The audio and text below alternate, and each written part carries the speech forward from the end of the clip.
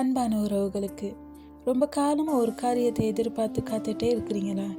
இன்னைக்கு ஆண்டவர் சொல்கிறாரு, சங்கீதம் 27வது அதிகாரம் 14வது வசனம், கர்த்தருக்கு காத்திரு, திட மனதாயிரு, அவர் உன் இருதயத்தை ஸ்திரப்படுத்துவார், கர்த்தருக்கே காத்திரு. ஆமாங்க, வேலை கிடைக்காம, திருமணமாகாமல், வாழ்க்கையில் எந்த ஒரு முன்னேற்றமும் இல்லாமல், முயற்சி செய்தும் எந்த பலனும் கிடைக்கல, ஜெபித்தும் ஜெபம் கேட்கப்படலை அப்படின்னு உடஞ்சி போய் நிற்கிறீங்கன்னா, இன்னைக்கு ஆண்டவர் சொல்கிறாரு, ஆண்டவருக்காக நீங்கள் காத்திருக்கும் போது, விசுவாசத்தோடு காத்திருக்கும் போது அந்த காரியத்தை கர்த்தர் செய்ய வல்லவராய் இருக்கிறார். உடைந்து போயிருக்கிறதான உங்களுடைய இருதயத்தையும் அவர் ஸ்திரப்படுத்த வல்லவராய் இருக்கிறார். எப்பயுமே நம்ம அப்பா நமக்கு பெஸ்டானதை தான் கொடுப்பாரு. ஸோ அவர் தாமதப்படுத்துகிறாரே தவிர நமக்கு தராமல் இருக்க போவதில்லை.